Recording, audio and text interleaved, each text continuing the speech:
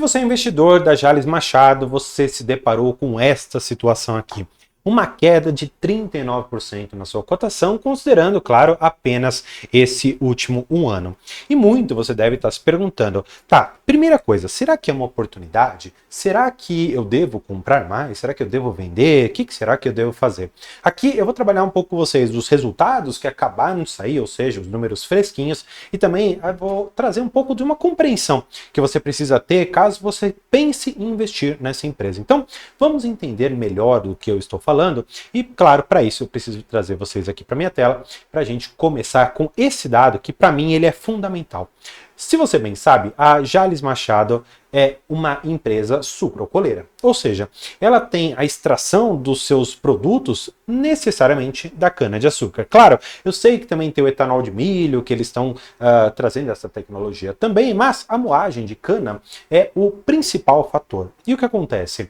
A Jalles Machado tem considerando esse gráfico aqui, você pode perceber que desde abril de 2024 houve aqui uma subida boa até mais ou menos julho, e de julho para cá saímos dessa média de mais ou menos aqui essas 94, quase 95 milhões de toneladas para hoje alguma coisa na casa dos seus 10. Claro, tem variações mês a mês, muito por conta que você tem o período de safra, né? Então é natural você ter esse tipo de oscilação. Então se você vir só isso aqui, você pode imaginar, poxa, não foi tão legal. Mas não olhe isso daqui isoladamente. Por quê? Eu acredito que você precise entender que existem três grandes momentos, né? Primeiro deles, tá? A gente pode colocar aqui, seria o plantio, tá bom? Porque você planta e aí você tem que esperar um determinado tempo. Depois desse momento do plantio, você vai lá para colher, tá bom? Você tem que colher e no final, que é o terceiro ponto, né, necessariamente, você vai fazer o beneficiamento, né, beneficiamento.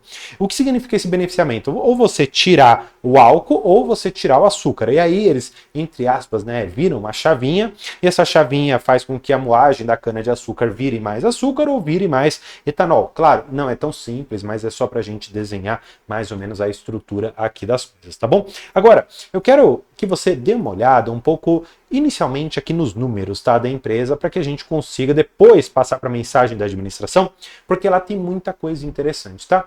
Eu vou começar fazendo aqui alguns comparativos, né? Eu gosto de olhar a receita líquida da empresa, que aumentou, eles colocam aqui 9 meses, tá? Porque o ano safra ele tem algumas diferenciações, tá? Então, pense mais isso daqui como resultado fechado, do começo até o final do ano. Considerando ano contra ano, houve um aumento na sua receita de quase 20%. Legal. Agora, eu quero perceber se isso aqui realmente trouxe o resultado esperado como resultado financeiro. Esse resultado, por outro lado, não aconteceu. Ou seja, nós saímos de um lucro de 77 milhões para hoje um prejuízo de 44. Mas não olhe exclusivamente para isso. Empresas que têm variação de moeda, especialmente ali por conta de hedge em dólar, preço em dólar e outras tantas coisas, eu gosto muito mais de olhar o EBITDA ajustado, tá bom? Tá bom? O EBITDA ajustado aqui embaixo, e aí eu posso perceber um aumento, um acréscimo aqui de 4,5%, saindo de 900 milhões para 950 milhões de EBITDA. Eu gosto de olhar esse número porque eu consigo extrair, eu consigo expurgar efeitos relacionados à variação cambial, eu consigo tirar daqui de dentro efeitos não recorrentes, muitas vezes também relacionados a esses efeitos cambiais, então é bom olhar sempre para o EBITDA. A princípio, a minha visão a respeito da empresa é de que ela não trouxe um resultado tão expressivo quanto era esperado. Muito por conta, talvez, da estratégia, muito por conta também dos preços, que nós já vamos dar uma olhada a respeito das commodities, tá bom? Então, vamos dar sequência, né?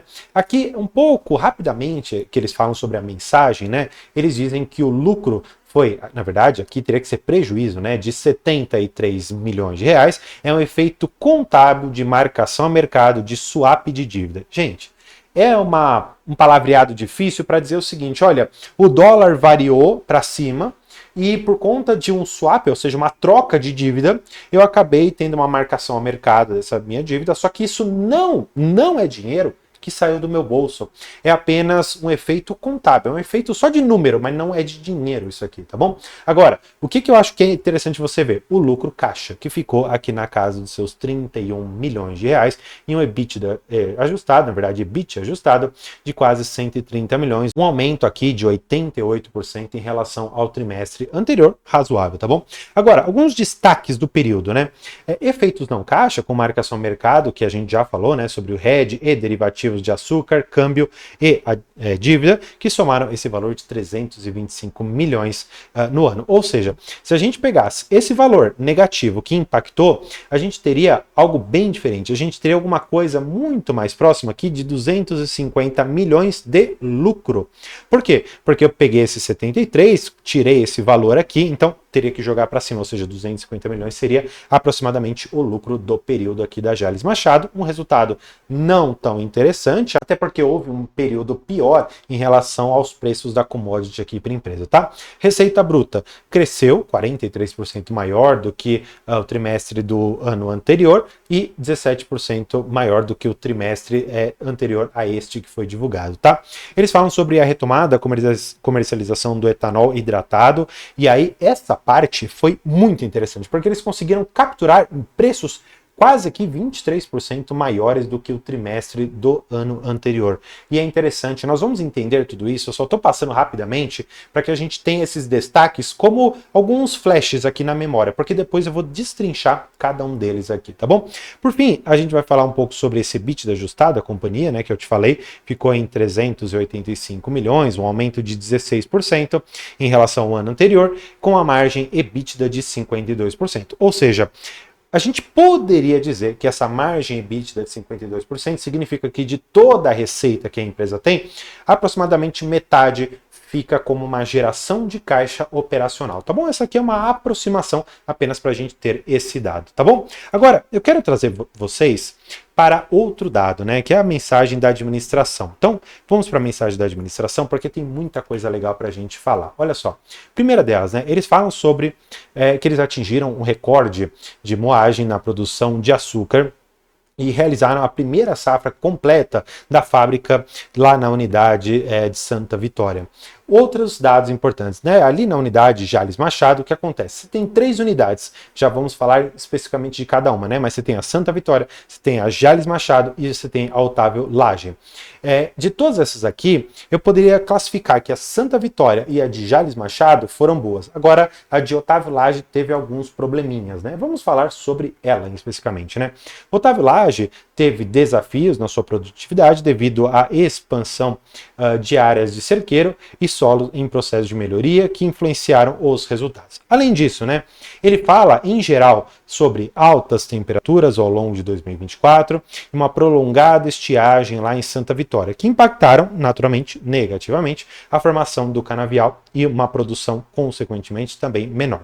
Ele fala ainda que o plantio foi atrasado por conta ali da expansão, da renovação do canavial, por conta da ausência de chuva durante a safra e depois choveu muito no final da colheita. Ou seja, quando você precisava de chuva, não veio. Quando você não precisava, veio muita chuva. Então, esses intempéries da natureza são naturais para quem investe em Jalles Machado ou qualquer outra empresa que tem um dado da natureza como importante aqui, tá bom? Além disso, né, só para a gente concluir algumas coisas, né, eles falam muito sobre essa questão aqui do mercado de etanol hidratado. Essa parte aqui, gente, vai ser muito importante para a gente debater, porque eles fizeram um estoque de etanol. E o que acontece? A commodity vai oscilando. E o que acontece? Eles fizeram um estoque aqui embaixo e quando a commodity subiu, eles conseguiram vender aqui em cima. E isso foi muito bom para a empresa. Conseguiram um volume legal, tá? E nós já vamos falar um pouco melhor sobre isso aqui nos dados que eu vou trazer para você. Então, vamos voltar aqui para a tela só para a gente enxergar, né? Essa parte da cotação do próprio etanol, eu vou mostrar para vocês, eles fizeram um estoque mais ou menos aqui nessa casa dos seus 2,50, esperaram a commodity subir bem nesse trimestre que começou aqui, tá bom? E eles conseguiram fazer um preço razoável na casa dos seus 2,75, ou seja, um preço bem legal. Não só isso, né? Eles também conseguiram, em relação ano contra ano, um aumento de 11% em relação ao etanol hidratado e o etanol anidro. Ou seja, eles aumentaram o etanol como um todo e o mix de produtos também eles conseguiram um aumento legal, tá bom? 11% mais desse acréscimo na commodity é um duplo ganho que a empresa acaba tendo, tá bom? Vamos dar sequência porque tem bastante coisa legal, né? Como eu te falei, eles fizeram um estoque. E aí o que acontece? Eles começaram, a exemplo, né, ó, aqui no ano anterior, eles começaram com um estoque de 487, que estava lá guardado o etanol, e eles reduziram esse estoque, eles tiraram outros 7%, eles conseguiram fazer a venda de boa parte desse etanol, e eles conseguiram capturar um preço melhor. Ou seja, é como se a empresa ela falasse o seguinte para o mercado: olha, enquanto você não chegar num preço que eu gosto, um preço mais alto, eu não vou te vender, eu vou guardar esse etanol aqui para mim, e se o mercado começar a pagar um valor melhor pelo meu etanol, aí sim eu coloco para venda. E aí foi exatamente isso que eles fizeram. Por outro lado, a estratégia de estoque agora na parte de açúcar, eles fizeram ao contrário. Por quê? Eles começaram o ano com 144 milhões de toneladas e encerraram o ano com 157. Ou seja, o que eles estão enxergando? Que talvez o açúcar não esteja nos melhores preços para você vender mais do que você tem em estoque. Porque se o preço ele tivesse, por exemplo, nós vamos daqui a pouco dar uma olhada no preço, tivesse em 3 mil a tonelada lá em 2024 e em 2025, né, considerando o ano safra, tá bom? Esse valor tivesse, sei lá, em 6 mil a tonelada, poxa, valeria a pena eu descarregar esse estoque todo aqui e mandar para jogo, para que venha mais dinheiro para a empresa, porque dobraria, mais que dobraria o lucro, tá bom? Então é muito importante você entender essa dinâmica entre as questões da natureza que impactam, como por exemplo estiagem, seca, chuvas muito fortes. Você tem que entender também sobre preços e oscilações. Você tem que ver também o custo individualmente para você plantar a cana, para você fazer a moagem, para você transformar isso em etanol, transformar em açúcar e ainda enviar para o seu destinatário. Tudo isso tem um custo. E dentre todas as empresas, a Jalles ela tem se destacado como uma das melhores no setor. E isso é bastante interessante, tá bom? Agora, dando sequência, essa daqui é a cotação do açúcar. Eu particularmente acho que a empresa ela viveu aqui esse momento interessante a partir do último trimestre do ano, pelo menos até aqui mais ou menos meados de novembro, e depois o preço começou a cair bastante, o que fez naturalmente que a empresa ela começasse a brecar um pouco a mão. Então, muito provavelmente, ela tinha um estoque que ela estava praticamente zerando, né? Ela não fazia estoque novo, mas quando ela viu essa queda aqui de preço, ela aumentou aquele estoque como você viu. Ou seja, é uma estratégia natural das empresas tentarem tirar um pouco de oferta do mercado para talvez trazer o preço da commodity um pouquinho para cima, tá? Agora, falando sobre preço médio, isso é muito importante, gente, muito importante, porque todas as empresas, elas têm um custo que a gente chama de custo caixa ou custo de produção. Vamos imaginar que para cada tonelada de açúcar, a empresa ela tem que gastar, por exemplo, R$1.000. Tá bom, ela gastou ali os seus R$1.000. Só que se ela consegue vender a 2.800, significa que ela chega com um lucro final, nesse caso aqui, de R$1.800. Por quê? Porque ela vai descontar esses 1.000, vendeu por 2.800, ficou com 1.800. Então isso daqui é lucro para a empresa. Lucro em grandes termos, tá bom? Eu sei que tem outras deduções, tem muita coisa aqui no meio, mas só para a gente facilitar. E de igual maneira, olhando para aqui, para o etanol hidratado, para o anidro, para os ceneantes, para o CBIO, tudo isso aqui você tem que ver se houve ou não uma melhora no preço. E como você viu, o etanol, especialmente o hidratado, teve um aumento no seu valor de 15%, ou seja, é margem na veia, porque ela já está produzindo. E quando a commodity sobe, os lucros também acabam subindo. Só que como nós tivemos alguns efeitos contábeis e não caixa, a princípio, pelo menos a maioria deles não caixa, isso acabou não sendo refletido. Por isso que é importante você fazer uma análise bem mais criteriosa a respeito dessa empresa, tá bom? Então, antes de você sair, eu vou deixar esse outro vídeo aqui falando sobre o setor sucroalcooleiro como um todo, para você se aprofundar ainda mais sobre esse tema e entender sobre todas as empresas como Raízen, São Martinho e a Jalles Machado. Eu espero que você tenha gostado desse vídeo. Por hoje é isso. Tchau!